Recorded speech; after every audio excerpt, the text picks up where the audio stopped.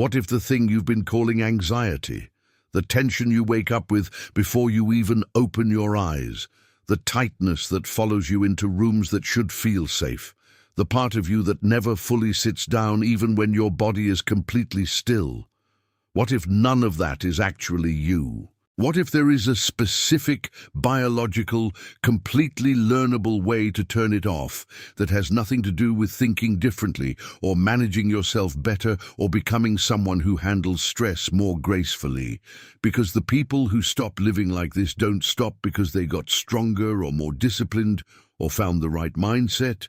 They stop because they found something specific, something physical, something that reaches the part of you where this actually lives. And it's not in your thoughts, it's not in your choices, it's in a mechanism inside your body that has been stuck in one position for so long that you forgot it could ever be in another. In the next few minutes, I'm going to show you exactly what that mechanism is, exactly why it got stuck, and exactly what moves it. Not as a concept, not as something to think about later, but as something you can do right now while you're watching this and feel the difference before this video ends. The mechanism is your exhale.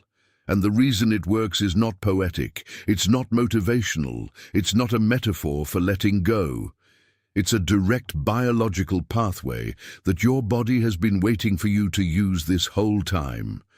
When you breathe out slowly and completely, longer than the inhale, all the way until the lungs are genuinely empty, your heart rate drops. That drop is detected by pressure receptors in your aorta, which send a signal up the vagal nerve, the longest nerve in your body, the one that connects your brain to almost every major organ. That signal tells your nervous system that the body is in a state compatible with safety. Your brain, receiving that message, begins to reduce the output of the stress hormones that have been keeping the alert state running. Your muscles receive less instruction to stay contracted. The scanning softens. The bracing eases. That's not relaxation as a concept. That's your nervous system receiving the specific input it needs to begin switching settings. And the reason most people never find this is that they've been trying to reach a physiological state through psychological effort, trying to think their way calm, trying to decide to feel less tense, trying to convince the alert state to stand down using the same mind that the alert state is running through. It doesn't work that way. Because the alert state doesn't live in the part of you that thinks. It lives in the part of you that breathes and holds and braces, and it only responds to physical signals sent in the physical language it actually understands. 3 slow exhales right now would begin to change the chemistry of your body in a measurable way. I want you to actually do that while I keep talking. Because understanding this intellectually is not the same as giving your nervous system the evidence it needs. The evidence only comes from doing it, not from knowing about it. But here's what I need you to understand about why the alert state got stuck in the first place. Because without this piece, the exhale is just a technique, and techniques fade. Understanding why something happened is what makes the change permanent.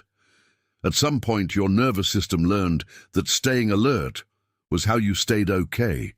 And it learned that from something real. It wasn't random. It wasn't a malfunction. It was a completely accurate response to something that was genuinely happening in your life at some point. Whether that was a period of real instability, or an environment that required you to read the room constantly, or a relationship where things could change fast, or just a long stretch of uncertainty where being caught off guard had a real cost. Your system rose to that. It calibrated upward, the way nervous systems are designed to do, and it decided that alert was the new normal, and that commitment worked. The alert state did what it was supposed to do, and you got through whatever required it. The problem is that nervous systems calibrate upward automatically and recalibrate downward only with deliberate input. Most people never give that input because nobody told them it was necessary. The circumstances change, the acute pressure passes, life moves into something more stable, and the expectation is that the body will just follow and relax back down on its own. But it doesn't follow. And that's not a flaw in the system, it's just how the system works. It needed a signal to go up, and it needs an equally specific signal to come back down. And if that signal never comes, the system stays exactly where it was trained to stay, which is exactly where you've been staying, without ever choosing to. The cost of that is something I want to describe very specifically, because most people are paying it without fully accounting for it. It's not dramatic. It doesn't announce itself as a problem the way a crisis does.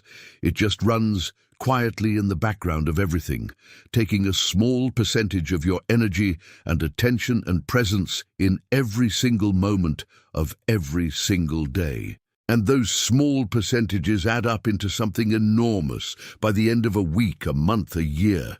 It's the shoulders that are slightly raised right now, even though you're just sitting somewhere. Check them. Actually, check them as I'm saying this. The jaw that's slightly clenched in a way you stop noticing because it's been that way long enough to feel normal.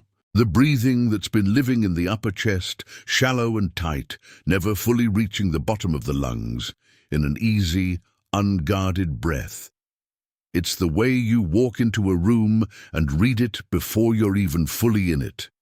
Sensing the mood, tracking the faces, assessing the texture of the atmosphere before anyone said a word. And you're so good at it by now that you don't even recognize it as something you're doing. It just feels like paying attention. It just feels like being a perceptive person. But underneath the perception is the constant low work of threat assessment running on a situation that probably doesn't require it. It's the open files, the unresolved questions and unmade decisions and unfinished situations that your brain keeps active in the background, because an unanswered question looks the same to a vigilant nervous system as an unresolved threat. And if you have 10 open files, your system is running all 10 simultaneously all day underneath everything else you're trying to do. And it's the tiredness that doesn't respond to sleep the way tiredness is supposed to, because you're not tired from what you did. You're tired from what you've been being. Being doesn't stop when activity stops. The alert state doesn't clock out because your body went horizontal. It runs through the night in the background of your sleep, changing its texture, shortening the deep restorative stages, leaving you in the morning with the residue of a nervous system that worked all night even while you were technically resting. So here's what actually changes this, and I mean actually changes it, not manages it, not makes it slightly more bearable. What shifts the underlying state to something genuinely different? The exhale is the entry point, and I already gave you that. But the exhale alone isn't enough if the conditions feeding the alert state keep running at full intensity through the rest of your day. So let's talk about those conditions, because this is where it gets specific, and specific is where the real change lives. The first condition is the open files, and the intervention is deliberate closure, not solving everything. Most of the open questions genuinely can't be solved today. And trying to solve them is itself a form of feeding the alert state. But making a conscious decision about each one, this is something I will address on this specific day, or this is something I am choosing not to carry actively until it actually requires my attention. Both of those are closures. Both of them send your system the signal that the file is handled, at least for now. And your system doesn't need to keep the alert running for something that's been marked as handled. Most people never do this. They let the files accumulate, they let the system run all of them in the background indefinitely without ever explicitly telling it which ones are active and which ones can rest. And the result is a nervous system that is always doing more than the present moment requires, because it's managing today and tomorrow and next week and that unresolved thing from last month all at the same time. The second condition is the monitoring. And this one is invisible because it feels like a virtue. The constant reading of other people's emotional states, the tracking of shifts in tone and expression, the preparation for responses to things that haven't been said yet. This feels like attentiveness. It feels like caring. It feels like being someone who pays attention. But underneath the perception is the alert state, using relationships as the territory it scans.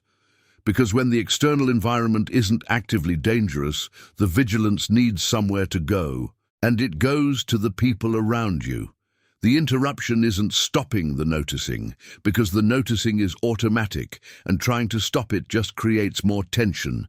The interruption is returning to your own experience inside the interaction.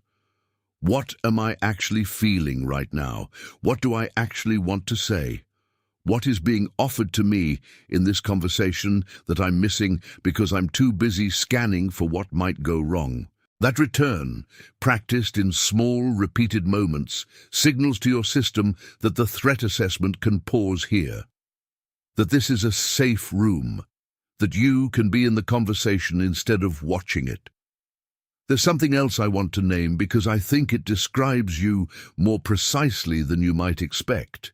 You're not just alert to the outside, you're alert to yourself. The same scanning that you apply to the external world also runs inward, monitoring your own performance, your own reactions, your own inner state with the same vigilance, watching yourself in conversations for signs that you said the wrong thing, watching yourself in decisions for signs that you're about to make a mistake, watching your own emotions for signs that they're becoming too visible or too much or inappropriate in some way that might be noticed. And this means there is no place that exists outside the surveillance zone.